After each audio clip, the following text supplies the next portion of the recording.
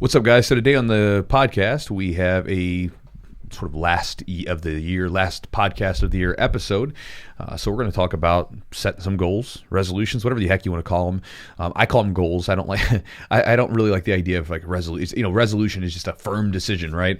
I just think about them as goals because I'm always setting goals for myself, and it's just kind of the end of the year. Both into the fiscal year for us as a business and everything else, but also it's kind of that time of year where we'll talk about where everything's a little bit slower. Things are a little bit more, both cold, it's slower, it's a shorter days for most of us. And so it just kind of makes a natural time to sort of go through that season of reflection and sort of seeing how things went. And, 2020 has been a hell of a year. So anyway, I won't give too much away from the podcast. I wanted to give a big shout out real quick to Dan. So Dan recently joined his message. He sent it to me on Instagram. He says, "Hey man, just joined the Patreon after the quality of the post-Howder episode. Surprised you guys only have 27 Patreons, but I guess people, in parentheses, including me at times, in parentheses, love to freeload." Excited to catch up on the episodes or the Sunday morning episodes. So yeah, I'm getting back to those Sunday chats. I hadn't been able to do them for a couple weeks because of just the gym with restrictions has been a little crazy. No need to get into it right now, but we'll be back to our live streams on Sundays where basically it's me talking on Zoom, hanging out with you guys. And if you want to chat about something, you can. If not, I usually go in with a couple little ideas to chew on for your week and then get right into it afterwards. But again, if you guys are interested in checking out the quality posts that we put in the Patreon and possibly joining in the back end where joining the upgraded thing, whatever it is, where you can actually talk to me live through Zoom, and also in the future as things begin to relax as far as restrictions, as things improve over time. I have some fun actual events planned for people in the Patreon and in the Jiu-Jitsu Vault, so that'll be fun. Sweet. But so we'll have that coming up. But if you guys want to get in on that, all the content and everything else, and to stop freeloading, like Dan, then join the Patreon. It's some of you guys are like, "How dare Chewy call me a freeloader?" I'm just kidding. Just relax. Don't get upset with me. Just chilling. Well, I just don't want someone to get upset. Like, this is terrible. He called me a freeloader. I'm not calling you a freeloader. I'm kidding. It's a joke. We put these podcasts out for free.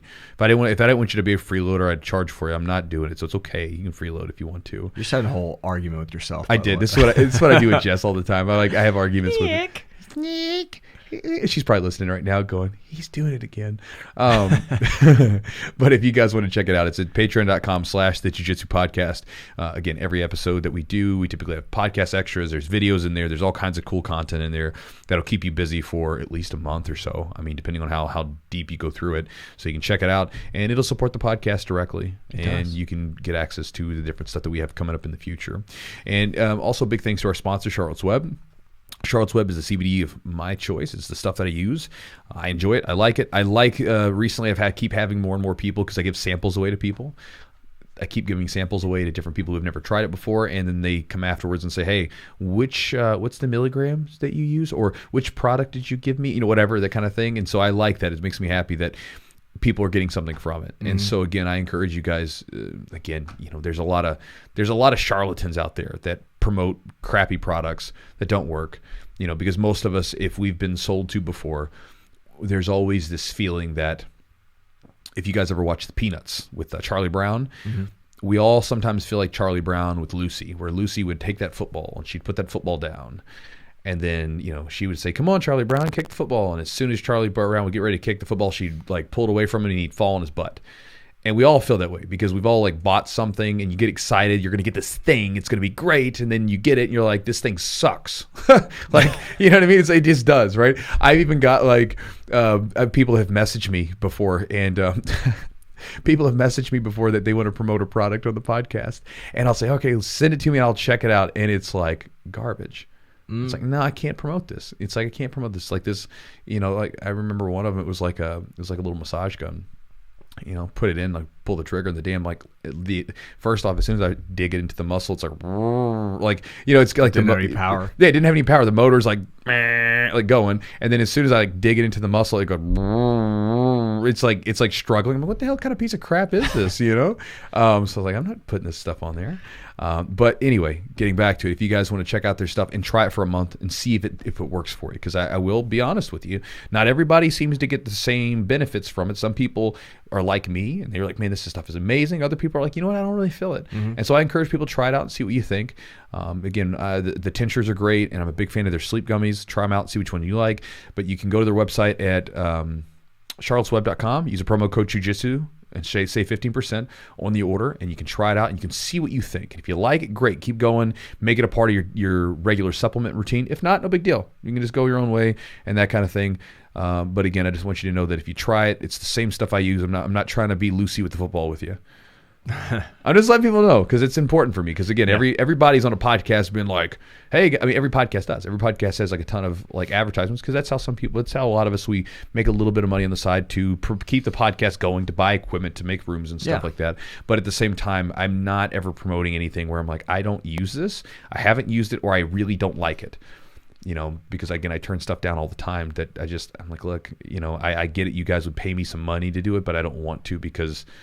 It goes back to like with students.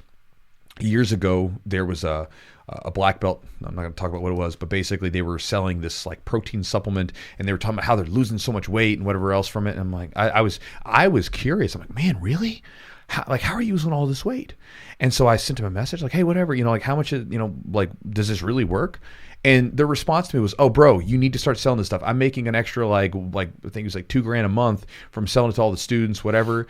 And my response was like, I didn't ask how much money you were making. Does it work? Because, if it works, I maybe want to trim down a little bit for competitions. But then I get it. It's just a protein shake. So basically it's a protein shake being advertised as like the weight loss thing. But really all it is a protein shake that if you replace one of your meals with a protein shake, you're going to cut out a lot of calories. So it's like, it was a protein shake. So it's like you get 2 scoops, you get 40 grams of protein. So you get 40 grams of protein. It's like, whatever calories, you're definitely going well under what would be a normal meal. And I hated that because I'm like, look, because you're gonna destroy the trust with your students over $2,000 a month. That's not sustainable forever. To me, I just don't like that. And so with anything that we do offer, sell, whatever, it's always comes from a place of integrity, comes from a place of like, this is from me to you. Whether you're my student, whether you're a person online who I consider like this an extension of my students, I'm never trying to hose you on the deal. So just want to always let you guys know that. And moving on to epicrollbjj.com, you can go to epicrollbjj.com and you can save 15% on anything in his store, at Matt's store, using the promo code Jiu-Jitsu. I don't know at the time. Is he going to have those gis at the time of filming this? I think they're doing a pre-order, I believe. Okay. So I think Matt's doing a pre-order on the Ocean Storm. So if you guys are looking for a cool gi, you're maybe like trying to add one to the collection, you got your Christmas dollars or something, or you're just like, you got the okay from the wife and she's like, you can get yourself a gi, or okay from the husband and you can order a new gi that you can throw into your closet. A really cool one is Matt's Ocean Storm one. So basically it's a black and gray gi, it's a gray gi with a black trim, super slick, and it's very similar to the gi that I made years ago, the gray and black gi that I made that everybody loved, that I don't sell anymore and don't choose to sell anymore. If you guys want to get one of those, you can check it out and you can save. It's already discounted anyway for this pre-order, but if you use a promo code, you can get even more of a discount, and it'll be super, super affordable, like BJJ HQ quality deal as far as price goes. So if you want to check that out, go to epicrollbjj.com. You can check that out. Use promo code Jiu-Jitsu. And then the newest thing that we've been sort of telling you guys about is the trimmer and all the stuff from Manscaped. If everybody's, I think at this point, heard Manscaped because it's so popular, because I listen to some podcasts, but I haven't really heard too much about it. But then someone was telling me, like, because I listen to like a lot of history podcasts, so Manscaped's not really their target audience. Like, hey, while you're getting ready to listen to history, you know what you should be trimming?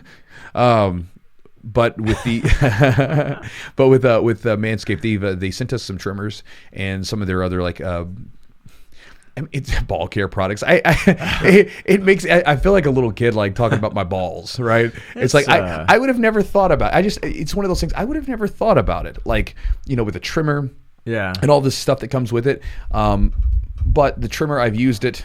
It's nice. I've used it from my nether region up to my beard. and it's a handy little trimmer. It's a lot of, like I took it with me to Montana. I just thought of something. What's that? Your B2B. My B2B, my beard to balls. All right, so I've used it from beard to balls. I took it with me to when I went to Montana. Oh, you did? Okay. Yeah, Great. Because I was just like, in case I needed to trim my beard a little bit, Yeah. you know, just to, because it's just nice to have a trimmer. Very small, goes right into the to my check bag, no problem. Yeah, it's nice. Yeah, whereas like I don't want to bring my I have a big thick big trimmer, the big one with a motor. Like I don't want to bring that thing with me if I'm traveling or whatever. Careful. So and so it's a really smooth trimmer.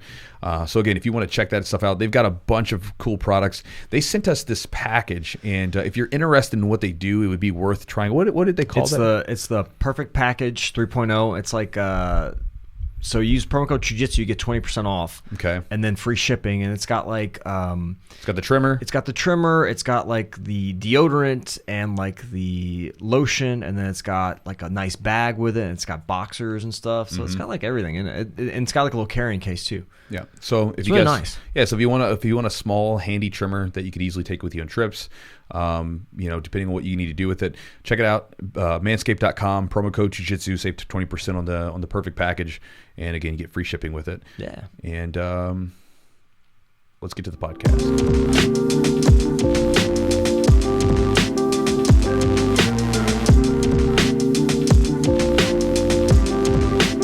So, guys, this is the last episode of 2020. What a hell of a year it's been, hasn't it? For some people, it's been probably a fantastic year. Yeah. I mean, in all things serious, it's like it could have been a fantastic year for you, depending on how you chose to respond to it, or it could have been a really crappy year, depending on what happened to you in some situations, or what's happened to people you love, or just the perception you took. Yeah. And like I think that this year's been really interesting because. I kept saying this the other day. I thought it was clever, right? Hindsight's 2020. Oh yeah. And then you look back at 2020 and to put a lot of things in perspective, right? Like you can look at things and you could see right out of the gate how people get manipulated by the media, right? Because you can see it. Like it's like when you take a step back, you're like, damn, those damn fear mongers are crazy, right? Or you can see how maybe you wasted opportunities, right? Like for instance, a lot of people. For instance, like when you had time off work or whatever, you could have taken that time, learned a skill, could have developed your other sides. You could have spent more time doing things you've been wanting to do for a long time. Yeah.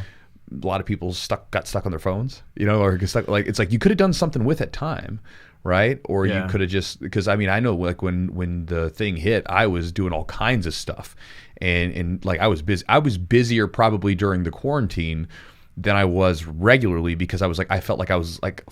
I had that fire under me. I was under the gun to get some stuff done, and it's honestly it's worked out better for me long term because I developed some skills and some ideas and strategies and things like that I've used after the quarantine was over to benefit myself, my business, personally, relationship wise, everything. Yeah. So it's been an interesting year to kind of put into perspective a lot of things, and with it being the last episode of the year, I figured we would talk about. Resolutions, goals going into the next year. Everybody does it. I was making a joke to some of the guys today because I said that we're probably going to train a little bit on New Year's Eve, because I'm like, look, I don't go out and party. Like I don't start the first year, like the first day of the year tanked. It's like it always cracks me up. People will set these New Year's goals and stuff like, all right, I'm going to get in shape. I'm going to read more. I'm going to meditate more. I'm going to do all this stuff, whatever it might be. And then you're going to begin that process off by getting so hammered drunk that you're not even ready till 4:00 the next day. Right. It's like, okay, well, great way to start this thing off. Like I'll have a glass of bourbon that night. Oh yeah. But can't go wrong with that. Yeah, no, it's, I found a bourbon I like. There's a Old Forester Statesman. It's pretty good. It's smooth. I like it. It's easy to find bourbon, but it's pretty tasty. But anyway, off the alcohol talk, we figured we would talk about maybe some of the ideas that might be useful to you. I'm going to talk about how I kind of work my goals out and resolutions and things like that. I don't like the idea of resolution, but I think of goals, and I have goals that I set at the beginning of the year. It's a nice time to do it. And again, I set them, and I'll talk about how I go through them using a particular journal, and then obviously Eugene will probably have his own spin on how he goes through his goals and resolutions throughout the year. Because everybody does it. I think at some point, maybe it's not New Year's Day or New Year's Eve, but maybe you do it at some point where you sit down and you go, okay, take assessment. How's everything going? How's things working out right now? Where do I want them to go? whether this is training jiu-jitsu, whether this is off the mats, whatever it is, how's everything going? Where do you want it to go? Mm-hmm. And I figured we would just share some ideas with you, and hopefully they're useful to you. Again, this is not to be the end-all, be-all way to do this. This is just the way that I do it. And hopefully, as with anything that I do, hopefully it's mostly just me sharing and maybe sparking some ideas in your own mind so that this way you can kind of figure out your own way of doing stuff. Just like when I teach students how to do techniques, I teach them a technique, but I always know that they're going to, over time, adapt them to themselves. Yeah. Because I can't, no one else is like me. No one else is exactly me. Mm-hmm. So there's always going to be a subtle adaptation that everybody's going to have to do. I teach a technique to 10 students. A year later, if they continue to do that technique, every one of those 10 people is going to have a subtle difference to the way they use it based on their anatomy, athleticism, style, everything else. Right. Yeah, I think a new year is a good opportunity. It just gives me almost like the significance to start just to reassess, mm-hmm. so to speak. It's like, all right, it's time. Like we're changing to whatever. Some people think of New Year's as a big deal. Some people mm-hmm. don't. To me, it's just kind of like sparks that. All right, let's reassess. Kind of gives me an opportunity to just kind of step back and just to see where I am. So I don't know, goal setting wise, I used to be bigger about goal setting. I don't think I'm that. I mean, I kind of I guess I do some goals, but it's more of just a chance for me to reflect, I think. Yeah. I think that maybe that the reflection part is almost natural because you think about there's seasons of the year, yeah. right? And for most of us during this time of year, it's getting cold.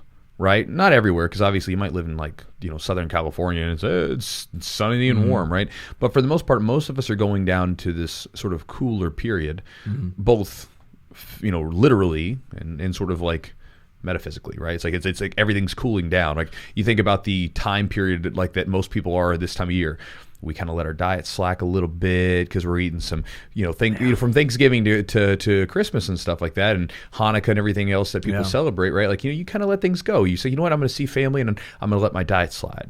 I'm going to miss a couple days of training because I got to go see family. A lot of times there's not a lot of competitions or anything to train for this time of year. There's just a lot less to do because less things are scheduled. And it's just a time period where a lot of people start to relax a bit more. Yeah, I think we all kind of get out of our schedules, our routines a little bit, mm-hmm. just because it's like, oh well, can't train today. We have something else going on or family stuff going on. So kind of we have a certain routine throughout the week, and I think it kind of impacts that. So it's sometimes hard to be consistent with kind of what you're working on too. Well, in as far as the consistency and hard to be consistent, I think that there's a natural rhythm to people's lives, both mm-hmm. long term and even short term. And you think about there's times where you're on fire, you're getting stuff done, you're on your routine, you're boom boom boom boom hitting it hard.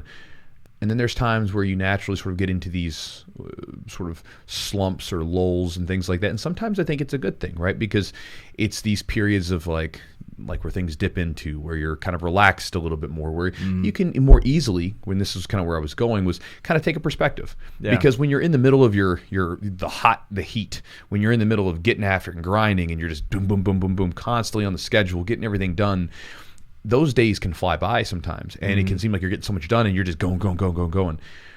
But, if you're going to take assessment of where things are, that's naturally going to involve you having to take a step back. Yeah. Right? My best times as far as taking assessments are when I take trips away from everything, where I get away from where I'm at normally, get away from my schedule, get away from my routine, get away from everyone else, and look at it and go, how's everything going? Mm-hmm. I try to do some of those trips throughout the year. And, as far as with the winter and the holidays and stuff like that, it naturally creates this environment where some people, and I share this with you guys because I think everybody struggles with this if you're a type A person, or if you're a business owner, or if you're anything like that. We get into these situations where maybe we feel almost guilty, or we don't necessarily like those time periods mm-hmm. where we're kind of slowing down. But they're okay. And then this is, like I said, this time of year is kind of that natural, just naturally we slow down a little bit. Yeah. And it's a good thing, because as we go into New Year, then New Year is going to spark, because again, you can even think about the solstice, right? The winter solstice, the shortest day of the year. That's around Christmas, right? It's depending on the day of the year, it's around Christmas. And so again, you're having the shortest day of the year. where you get the least amount of light, sunlight going. And then as that day goes past, now every day afterwards, it's going to get back and more light, longer days until you get to the summer solstice, right? Until you get to the longest day. And so after this, it's going to start heating up slowly, right? But slowly, you're going to start to work back up and get to these longer days, more sunshine and everything else. And so it's a natural sort of rhythm where, okay, we're sort of coming in a little bit. Yeah. I mean, think about if electricity wasn't around. Like this would be the time of year where you'd probably stay indoors a lot more, sleep a lot more because the nights are longer, days are shorter, and you kind of go with that rhythm if you're tuned to nature. But anyway, that's the idea. So we're going to talk about some ideas on sort of reflection or resolutions, goals, whatever you want to consider them, and maybe some useful ideas for you guys.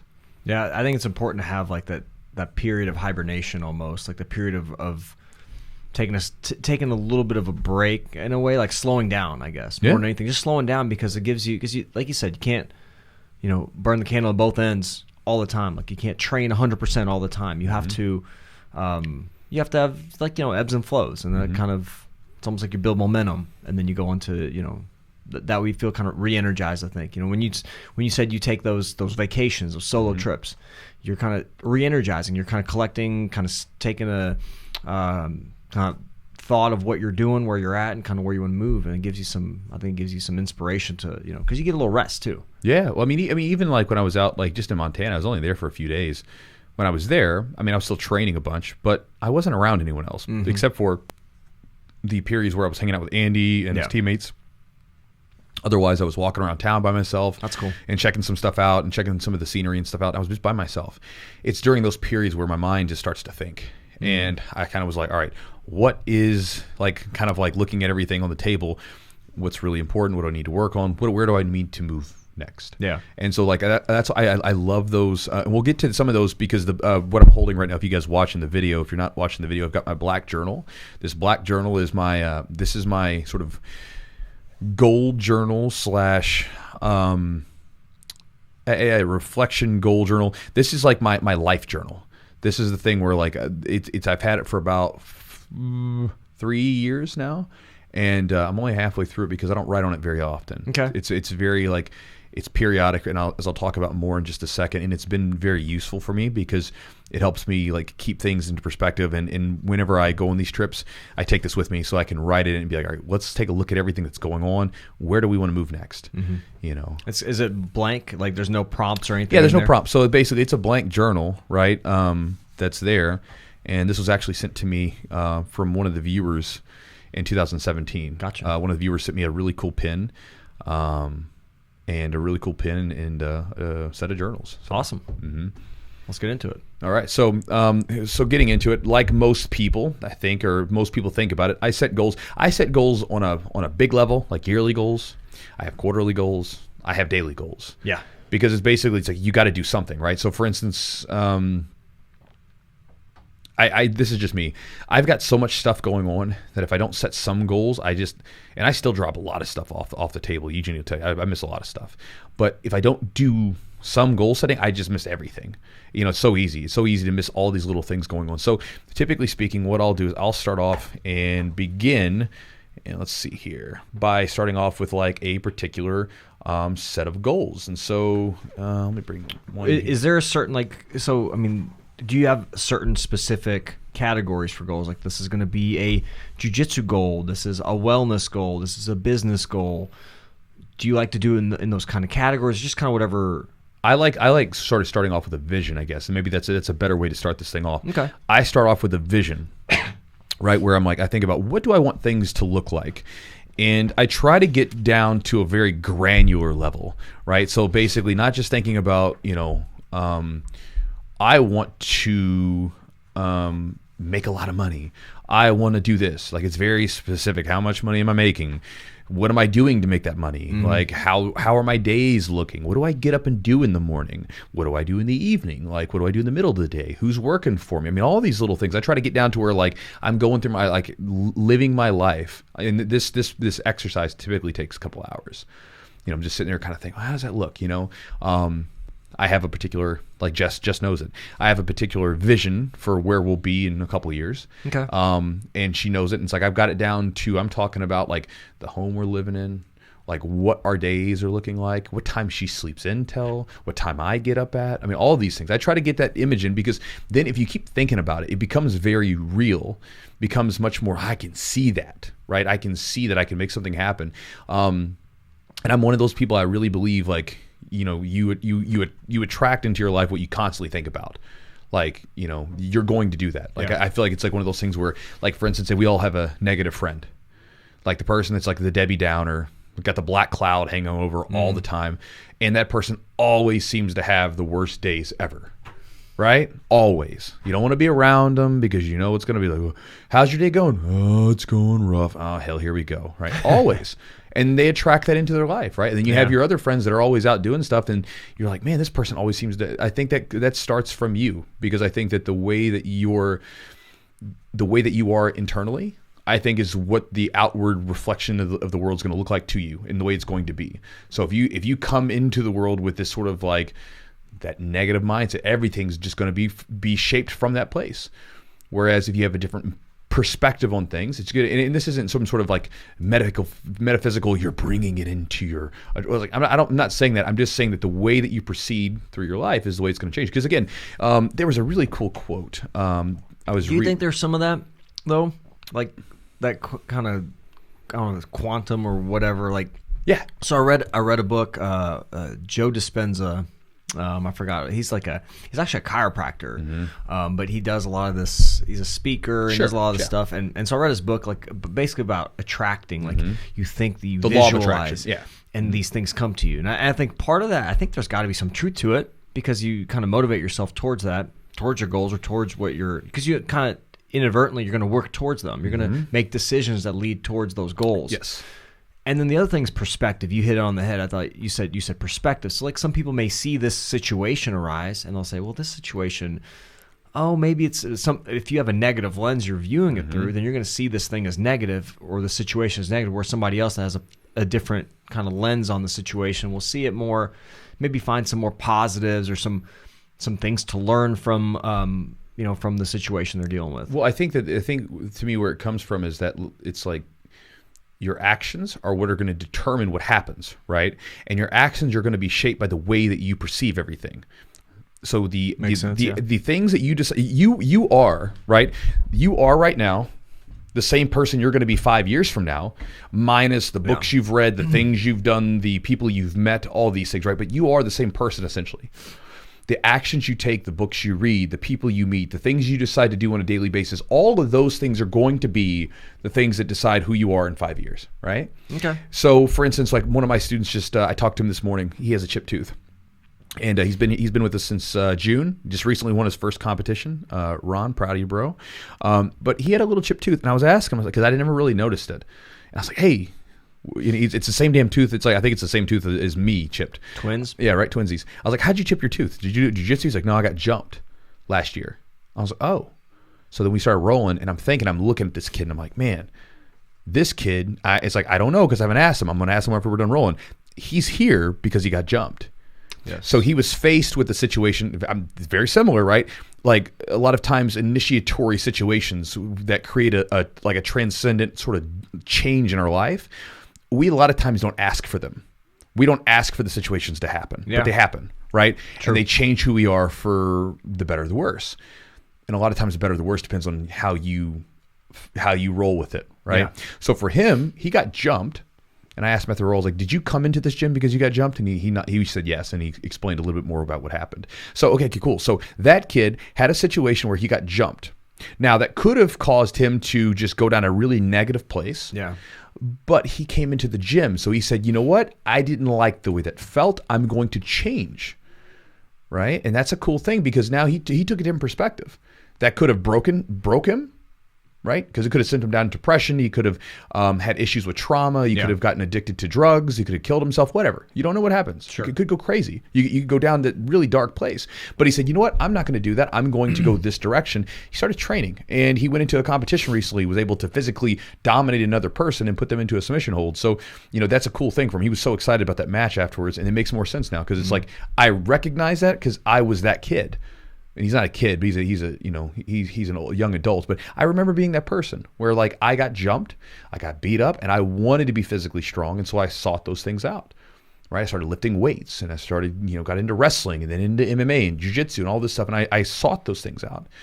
And so again, there's a cool quote from Emerson, which I really like, which is, a man's fortunes are the fruit of his character, and a man's friends are his magnetisms. So you attract the people into your life, your magnetism. You're bringing them in because of who you are, and then your fortune is the fruit of your character, and your character is based upon the habits that you do every single day. Your character is based upon your actions. So therefore, your fruits are your labor, your actions. Yes. And so that's where I think it comes from. So if you get a good vision into your mind, like, what do I want this whole thing to look like?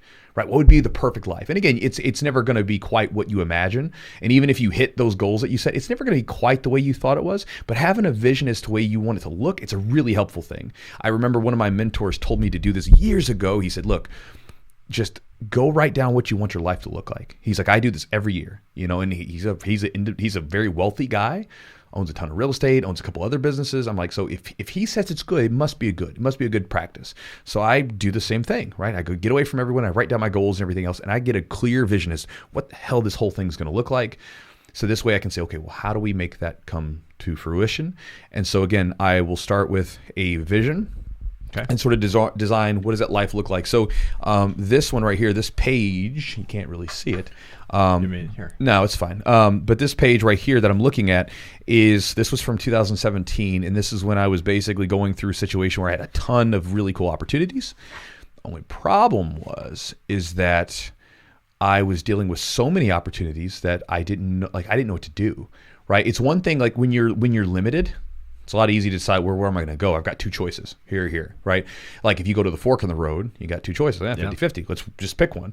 Imagine you go to a 8-way stop. Which direction? Oh God, I don't know, right? Yeah. Then it's a different situation. And so that was kind of something that I was not ready for. And so I wrote down in this journal, like Monday, Tuesday, Wednesday, Thursday, the whole friggin' week. What am I doing all week long? Who's working for me? And then let's see, what time do I get off? When am I doing videos? When am I writing blogs? When am I doing all this stuff? Wrote it all down, right? Yeah.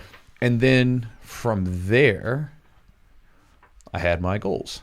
And then these are my goals to basically make, these are my yearly goals. These are the things that if I could just get done with 2017, here's what I would want to happen, right? And then from there, those get broken down into 3 to 6 month goals, right? So these are my 3 to 6 months goals, and I check out on them. And then as I'm going through, I'm just marking them off. Now, at the end of the year, I don't hit every one of them.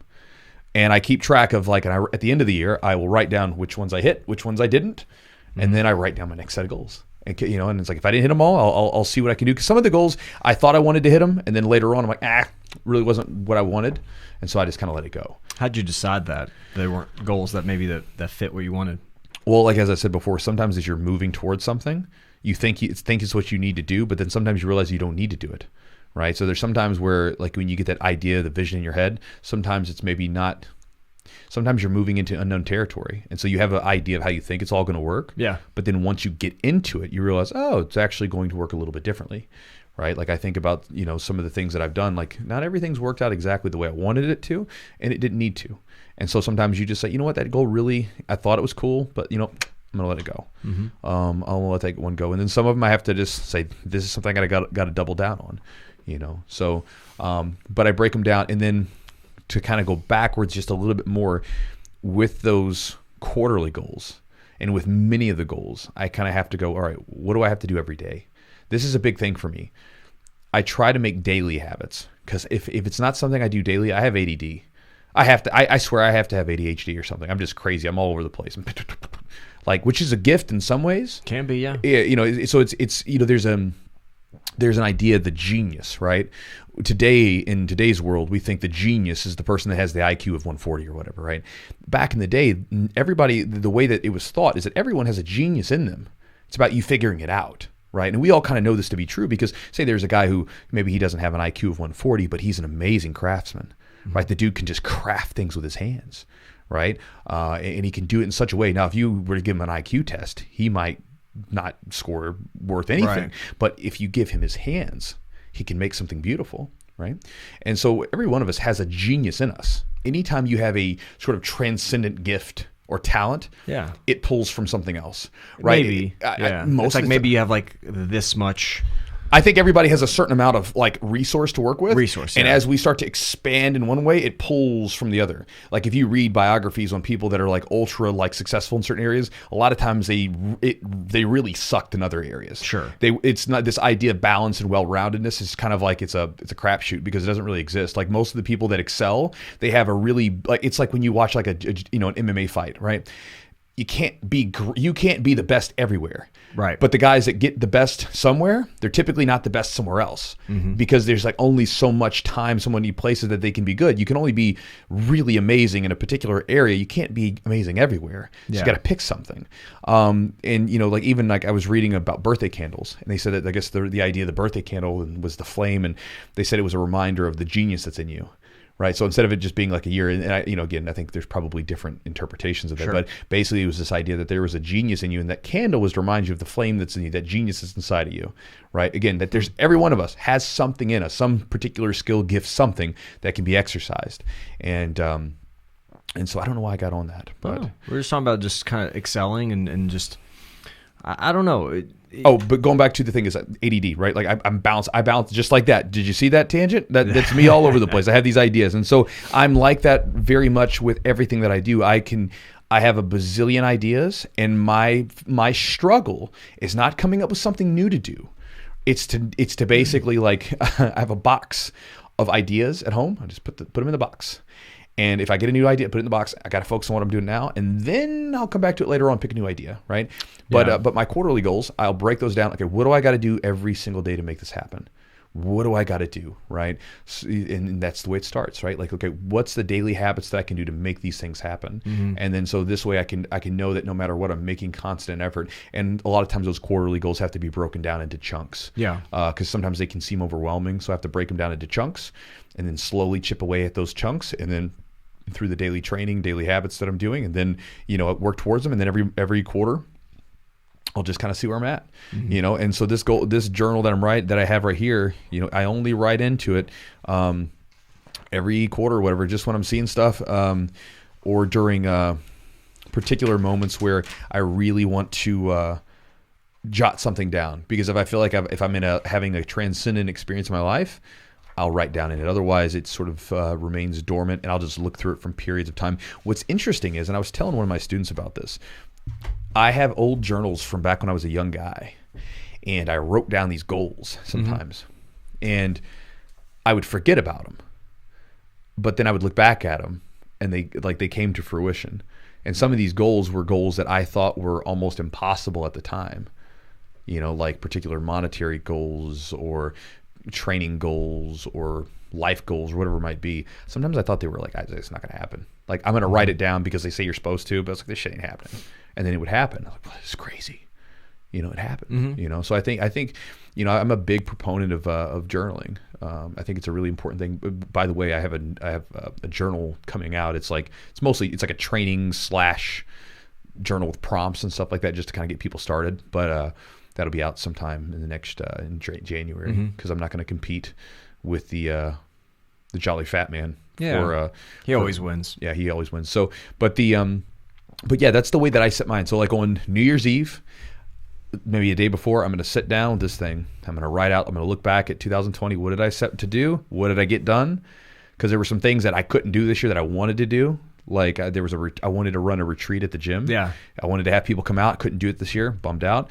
There were a few things that I wanted to do, but I couldn't do them. So it's okay. Let's push those over to next year and see if we can knock them out next year. And in the other goals that, like, maybe there's some goals that I decide, you know what, I'm moving in a different place in my life now. That goal's not a worthwhile goal. Gotcha. And I'll change it. But I'll start on New Year's Eve, write it down, and I'll just jot them down. And every quarter I go through and I relook at my goals, and I'll pick a few from that list and try to knock those out every 3 months or so. What's a transcendent experience for you? How do you recognize that? I mean, some people could, I think it could be something that's emotionally impactful, or I don't know. Like, there's a lot of different ways to think about it, but how do you recognize that? Or if somebody, because sometimes I think opportunities or experiences will kind of hit you in the face and you won't realize it, Well, yeah. There's sometimes where it's like, for instance, like when my mother died, that was a big one. You know, I was like writing about it because there was an experience to go through. You know, Yes. like I mean, because it changed me. 100% changed me. Getting my black belt and my mom dying on the same day definitely changed me. Right? That was a crazy day, by the way. It is. And That was so. I remember that day. You were there, yeah. I remember you getting your black belt, and then it was those two things happening the same. Like, I mean, those are like two of like the most life-changing experiences. Bittersweet. Yeah. Like there was a death and a birth at the same time. Yeah. You know, I've never felt my legs go out for me like that. That's so strange. When you were getting your belt? No, when they said my mom passed, I just remember my legs buckling. It was so weird. Where were you? Were you there? Like, I was with at the her? gym.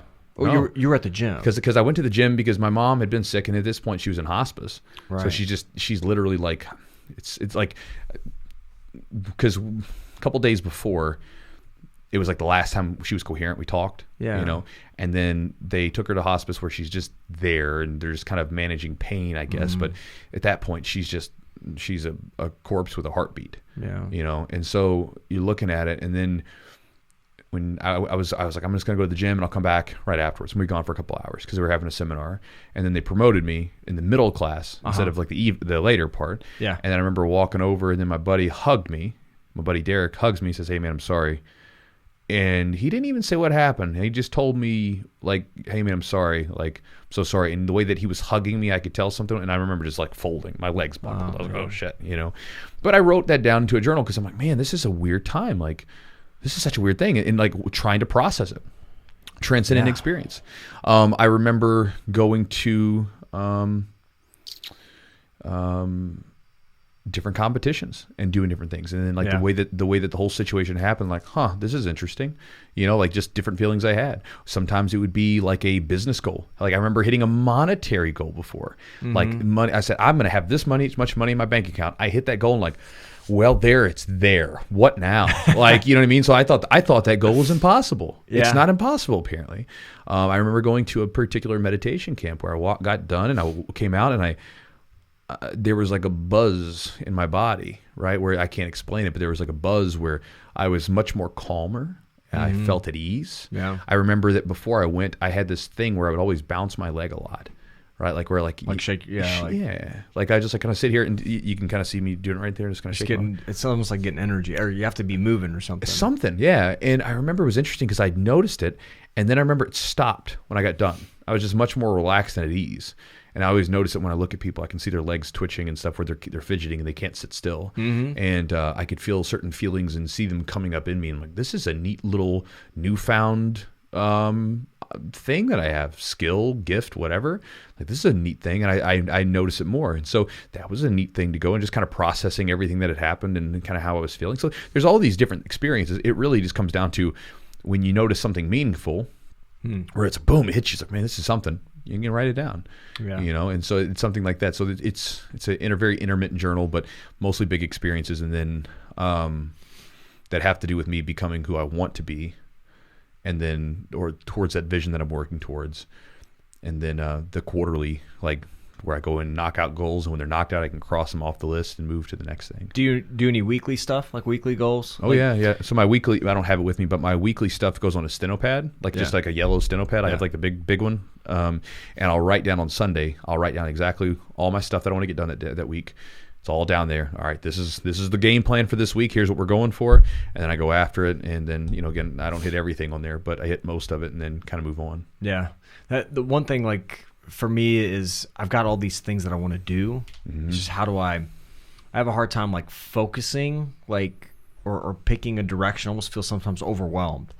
So like, is there a way, if somebody does have a lot of stuff on their plate, like is there a way that you kind of like pick and choose what you're going to attack first or try to get rid of or work towards first? Is there like, do you number your goals? Do you go through is there like a level of importance to them for the weekly stuff? Just in general, like on a weekly, like for me, for example, like I know like one day of the week I've got a podcast, I've got editing stuff to do, recording videos. I also try to do that. Like I've tried to do that on a weekly basis because that is a skill, and if I don't do it for a little while, it gets kind of like you're rusty. I'm rusty, and I'm like getting a bunch of takes. So I try to kind of get reps in, but just kind of managing and balancing all that. So sometimes I'm like, oh shit, I have all this time. And like some days I'll have like a pretty open day, and I'm like, I have all this time, and then I'm like, what do I start on? Yeah. And then like I spend the day like doing a little bit of everything and kind of get nothing done. Yeah, so I try to do this thing where, and again, I can mess this up too, but when I'm at my best, what I do is if you look at my yellow steno pad, there is a section where it's like the things I have to do every week. Okay. Essentially, it's just like, it's simply the rhythm of the week, the heartbeat of the week. It's just the pulse. Yeah. This is the thing that keeps everything going. So this involves certain training days, lifting days, emails, videos, just the things I have to do. These things are constants. They don't change. And then beyond that, it's like, okay, here's the projects I have going on. All right. And then which one is the most urgent? What has to be done? And then I just block out time. And when I block out time, phone goes off, everything goes off. I'm by myself. This is why people like will send me messages and you don't hear from me. It's not because I'm being a jerk. It's just like I have to close out. Otherwise, like I'll just be answering text messages and calls and everything else all damn day, and I won't get anything done. So it's like just no distractions, you know. Yeah. So I'll just flip my phone off, put it in airplane mode, and I get down into the grinder and get it done. Mm-hmm. If that means I'm doing videos, I'm recording videos. If it means I'm, filming, I'm filming. If it means I'm writing stuff for a project or a book or thing that I have coming up, I'm doing that. But otherwise, I'm in the zone. Mm-hmm. But I basically just pick something, and it doesn't matter what. But that all goes back to, all right, here's my goals for the month, or the couple months, and then those are broken down. And then like, what do I need? What part of the chunk do I want to work on? And it just kind of getting it for me. It reminds me of my one of my mentors, again, the same one that told me to do all this stuff. This is kind of an idea from him. He was telling me, I remember when he was renovating homes, when he was doing a lot of flips back in the day. He holds his real estate now, but back in the day when he was doing flips, he said that he would get into a home and sometimes it would be overwhelming. There would just be so much that needed to be done, right? God bless, this house is a mess, right? What do you do? Where do you start?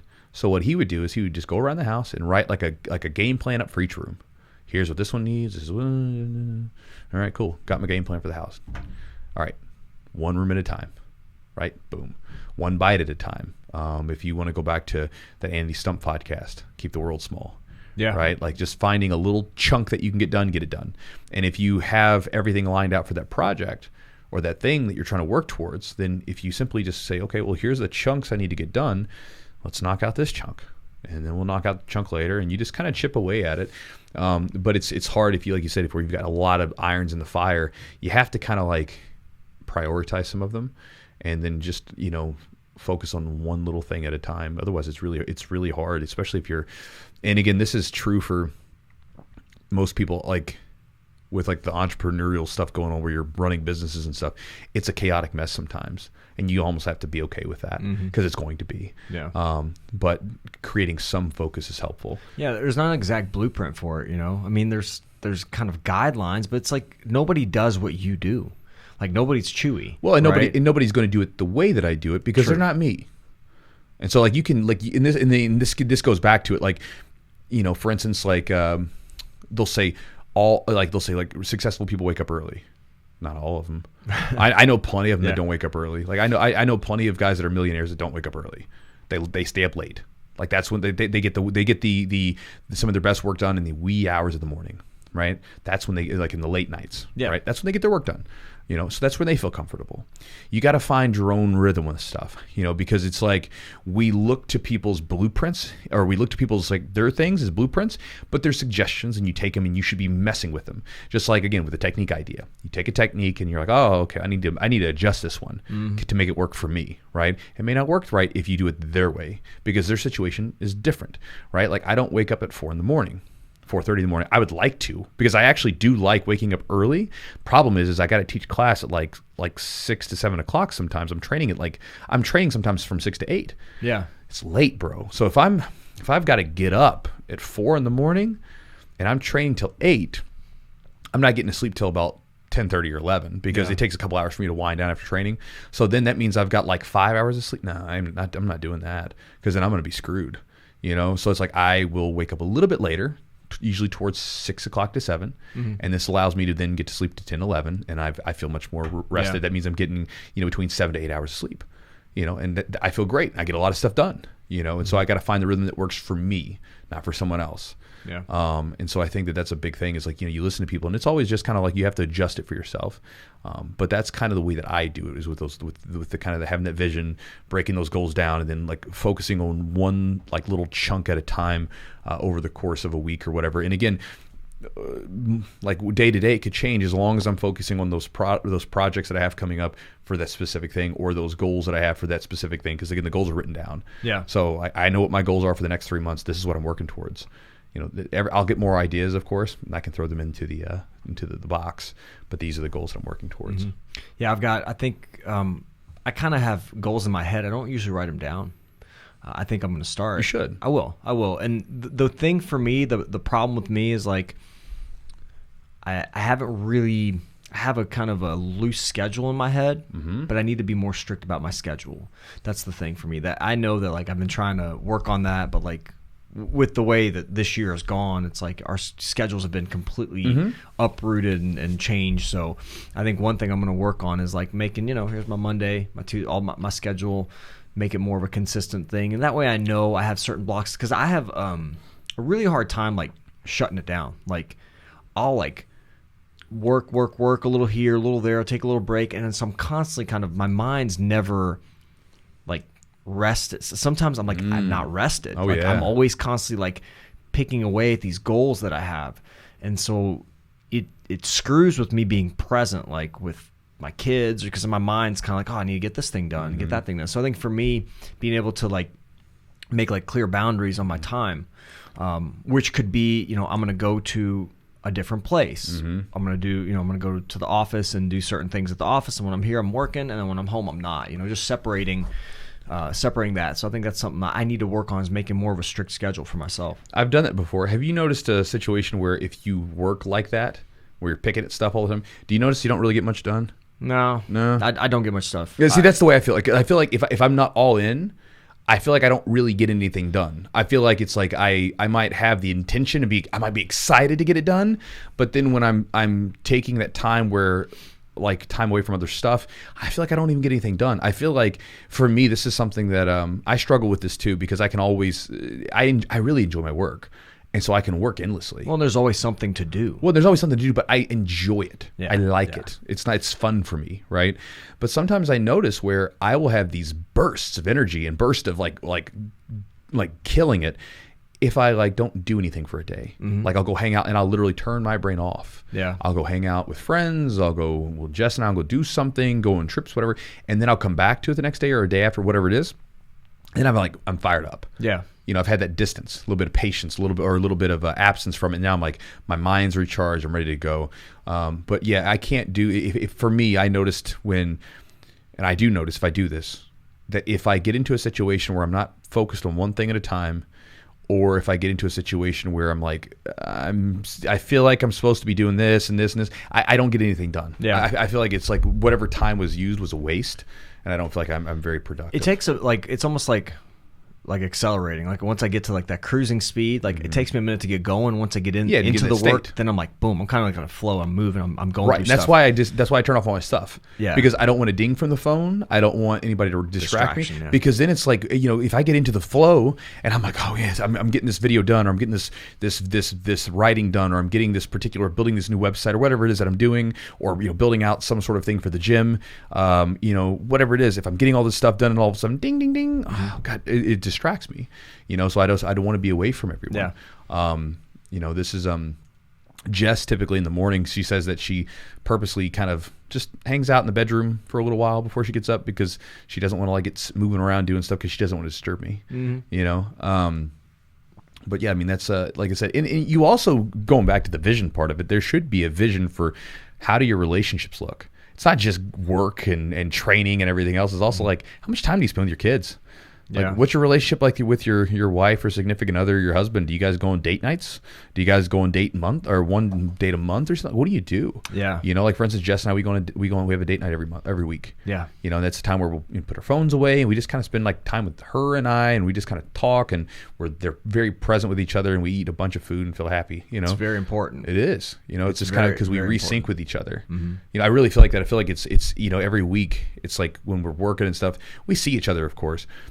But there's this resyncing up process where like once we spend a little time together, maybe we snuggle up with each other, whatever. And it's like when we do that, we resync back up. Yeah, reconnect. Yeah, and it's important. It just keeps that it keeps that connection there, because you can kind of drift a little bit. That's very normal. Well, and it's even like it's just like anything else, right? If you like, for instance, they've done these studies, right, where they notice that if people like slump their posture, their body will reflect the hormones to reflect that. Yeah. They noticed that people could have an increase in just overall feeling of well-being and testosterone and all these other things going on if they stood straight up with their hands. They call it hands akimbo, which is basically right on your sides, like you're freaking Superman, you know, or hands raised in a V. That they notice these positive things happening from people. And I noticed this thing where, you know, for me, I feel like it's easy. You can just kind of go about your life, but like I'll try to focus on doing stuff that's try to like show some affection to Jess, you know, and you know, be that way towards her, because that's something that she needs. Sure. Right, because that's something that Jess is not a buying gifts person. Like, she doesn't mind having a gift, but it's not really her thing. Her thing is me spending time with her to feel like she's not forgotten in the middle of my work schedule. So like I'll come in there, I'll make sure to like do stuff with her, you know, because again, it's very easy to fall like out of that flow with each other. So sometimes you have to work towards it. Like, hey, I'm going to show her some affection and move towards that. So, you know, you got to make that part of your routine too, if that's something that you value, which it is for me. So, yes. you know, like I'll make sure to come up and, you know, do things to her, show some sort of affection or whatever, because it's almost like, you know, if you're training hard and you're doing these things, like, you know, you're going to have the fruits of that. Well, if I show my woman affection and I'm there for her and I'm with her, then I'm going to have the fruits of that situation in our relationship. Yeah. You know, we talked about, we answered a question on the previous podcast. You also, I think, did a video on intention. So think of like training with intention. You're training towards a goal, towards a specific thing you're working towards. So, you know, same thing, you know, have intention. Like, I'm intending, if I'm spending time with my kids, to be present. My intention is to interact with them in a way that's meaningful, which sometimes you can be with your kids and be on your phone mentally and be elsewhere. elsewhere. Right. And I find myself doing that sometimes, and something that I'm working on as well.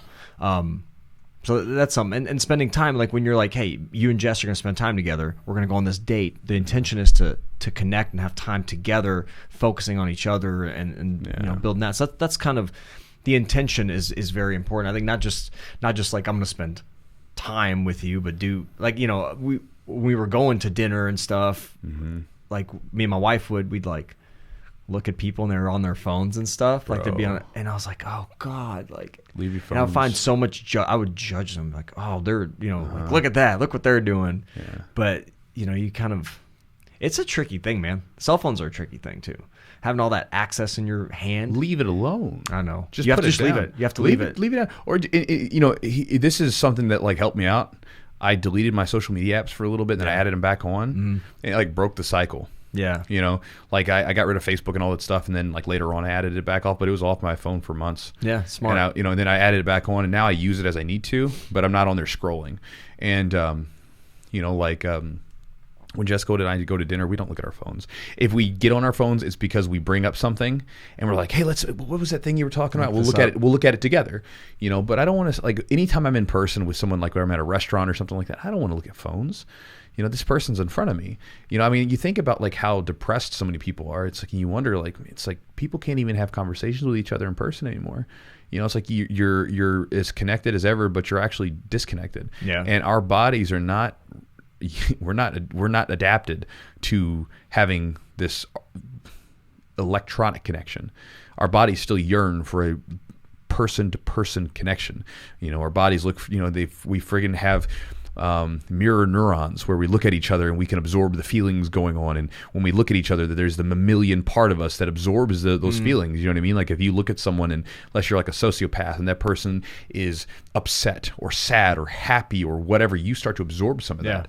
You know, and so again, we're wired to have these person connections, and so it's like when you have these people in front of you, those are huge, right? You don't want to spend time messing around on your damn phone. Like give it its rightful place, you know, like put it away. Like it doesn't need to be there. It's like the TV, right? It should have like, if you want to go screw away some time on TV, sure. Give yourself a half hour, whatever you want. Right. But you don't need to be on TV all day, you know. Unless you're binge watching shows you guys are binge watching shows, whatever, then, you know, with your friends or your girlfriend or boyfriend or whatever. But, you know. Yeah. It's, phones are tricky. They're tricky. But the thing that. They're made to be addictive. They are. And the thing that I read, Atomic Habits, I believe. There was Atomic Habits was the name. Yeah. James Clear. Yeah. Yeah. And so the main thing for me was like, you know, it's habit stacking. You know, there's all kinds of different ways to build habits, which I think is a great book for people that want to build new habits. My thing was like changing the environment. That's the one thing I took away. Is like I have to change the environment, meaning I have to move my damn phone away from me. And I'm not great about that. Sometimes I find that I've been scrolling for a little bit longer than I want to be. But that's the main thing. Like, have an intention there to, like, if you want to change your environment, change your situation, or have certain goals you want to achieve, maybe be on your phone less, change your environment. Bro, if for anyone that says, like, you know, they're having trouble hitting their goals, I'm telling you right now, look at your... How much time you spend? Look at your phone usage. Look at your phone usage on your phone, and if you're using, like... So much time. I mean, if you're...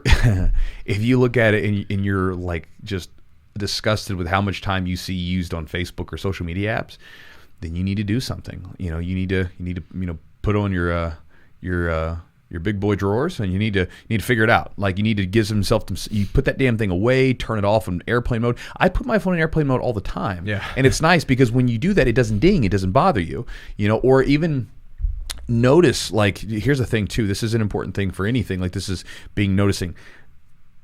If you have that urge to, like, start looking at it, try to remember to stop for a second and, like, think, why am I looking at this right now? Then try to catch yourself. It's like, for instance, if you have the urge to, I've talked about this before.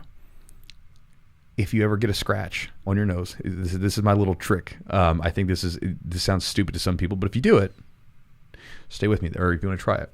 The next time you have an urge to scratch your nose or to scratch anything, just like you have this the itch somewhere, just notice it and then let it go. Don't scratch. And it's the hardest thing to do because you feel like your entire being wants to scratch that damn itch. Now I'm like, oh man, maybe I need to scratch. Right. I feel like I need to scratch myself. And if you're listening to this right now, don't scratch it. Don't do it. Hold off. Now the reason I say that is because then you'll notice that it's going to pass. The itch passes. It goes away. You can do that sometimes with other things, right? Like where, for instance, if you notice you have this urge to do something when you're getting distracted, right?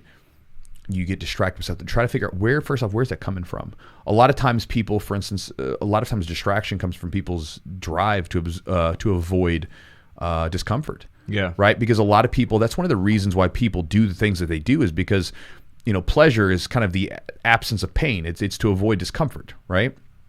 So if you're, let's say, for instance, here's a really common one is people, if you ever go to like a coffee shop or if you're ever at a grocery store and you're sitting in line, watch if someone walks up to the line and they kind of look around and they immediately reach into their phone and they just start scrolling. You just see it all the time, and it's because people like have. I mean, maybe they're just bored, but it's more than likely people have this discomfort of just being in their own self for a few minutes.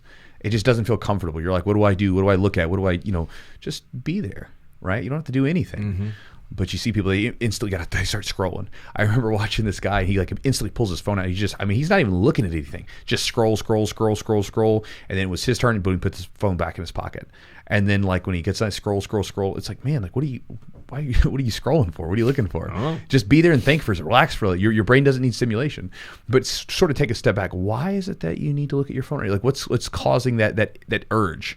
So sometimes you can kind of figure out little things because there's a cool book called by Charles Duhigg called The Power of Habit, I think it is.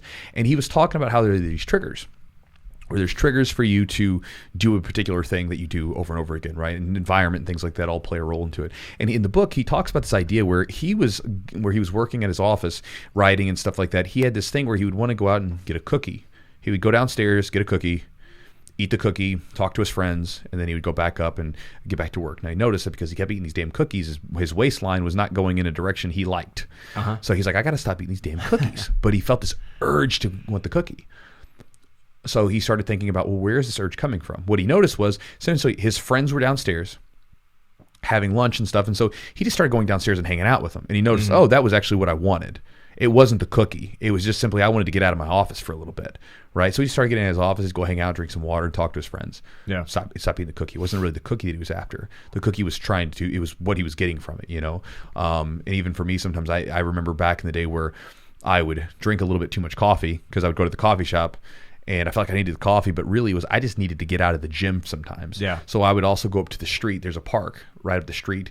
There's a little pond. So I'd get up to I'd just sit up there and hang out for a little bit and write or read or whatever. Just get away from the gym for a little bit, get some sunshine. And I didn't need coffee. It was just I need to get out of the damn gym for a little bit. Something to do, change your environment a little bit. Yeah. So sometimes you can kind of think about that, like try to figure out where those things are coming from, because it might just be that you need to shake things off a little bit, get away from what you're doing for just a bit to kind of come back. There was a copywriter, I think it was Eugene Schwartz. For you guys that don't know, copywriting is if you think about marketers and people that write stuff, copywriting is the people that write the ads and the wording and stuff like that for particular things. I find it fascinating. Extremely difficult to do. It's super difficult, extremely fascinating. But the Eugene Schwartz, I think it was this one where he says he would only work in blocks of 33 minutes and 33 seconds. That was just his number. He just picked it, right? But he would only work in short blocks of time. He'd get up, shake off a little bit, go back to work. So he never would work in these long stretches, because he said if he did, he would burn out. But Gotcha. he said he would work for a little bit. He'd get up and go do something. And he wouldn't get up and leave for a long time. He would just maybe get up and stretch a little bit, maybe get some water, go back. All right, no more work. Just a couple, minute or so off, and then go back to work.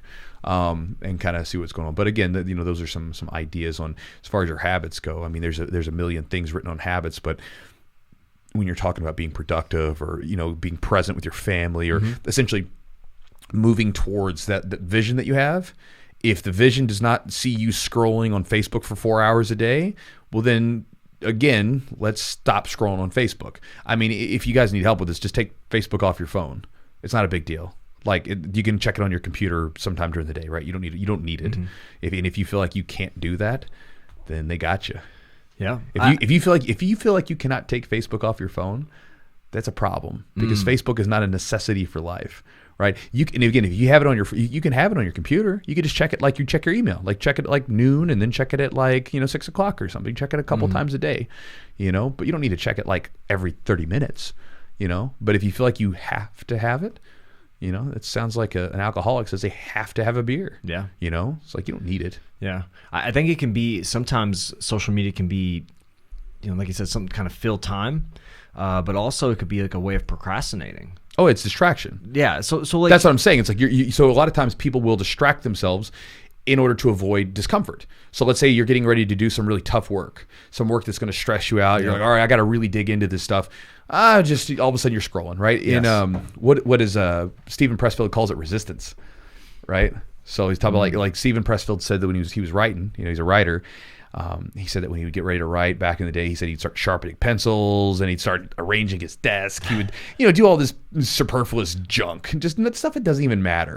But you can logically sort of I need to make sure my pencils are sharp and I got to make sure my desk is all nice and neat. No, it doesn't matter. You got to write. That's your work, And so he started noticing this, and then he was like, okay, that's resistance. It's getting in the way. And we do this to ourselves with the distraction, getting ready to do something. Just put it away. Maybe your kid's running around and they're stressing out a little bit, because kids do it. It's they're young, whatever, they run around. Maybe it's just easier to I'm going to just escape for just a second and get on my phone, because it's a type of escapism, right? Yep.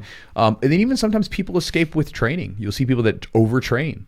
They train all the time. They're lifting weights. They're constantly they're just escaping reality sometimes. I did this when I was younger, where I was dealing with tough stuff sometimes, and instead of facing it, I would just go train. I would just go train a little bit more, train a little, because it's productive, right? Yes, I'm training. It can be until it's not. Until it's detrimental. And but it's but it can be an escape. It can, and for so sure. which can be good sometimes, right? But what I'm saying is necessary. But there can be a point where you're not training for productive reasons. You're training just simply to avoid doing the stuff that you kind of need to get done. Yeah. Or spending time with your friend, your family, or the people you love, or whatever it is that you need to do. That sometimes you need to do, but sometimes you don't want to do. Right. Yeah. So just the avoidance piece, you're going to find things to avoid, and that's sometimes, I think that can be that's very accurate, because I think I'll find, I could be doing this thing, or you find other stuff to do that's kind of meaningless stuff, meaningless tasks that don't have any really relevance. They can wait. They're on the bottom of the of the list, but they're easier. And sometimes that's okay if they're actual things that are working towards your ultimate goals. Knocking out some of the easier tasks is a good thing, but as long as they're in line with what you're trying to achieve. Well, I mean, again, I don't want to sound like, and I hope you guys listening don't think like I'm not trying to sound like some expert here. I'm just saying it's a good idea, right? Like, think about it. Like, we spend tons of time. Like, think about this, Eugene. You spent a ton of time putting this room together. Yeah, you spent a ton of time to figure, okay, how are we going to put the lights? Where every little nook and cranny of this room was very intentionally placed and thought about, down to the some of the extra drywall, this double drywall with the foam in it that's going to get rid of the sound. We built these boxes for these things, and the paint. Right, everything was intentionally done. You'll see people where they will get intentional about their cars, or let's say they get into, I've got to get this new TV. It's got to be blah, blah, blah inches, and I've got to put it in this part of the room, and we're going to have to put this thing up here and this whole surround sound system. They get so detailed about this stuff. Yeah. Why on earth would you not be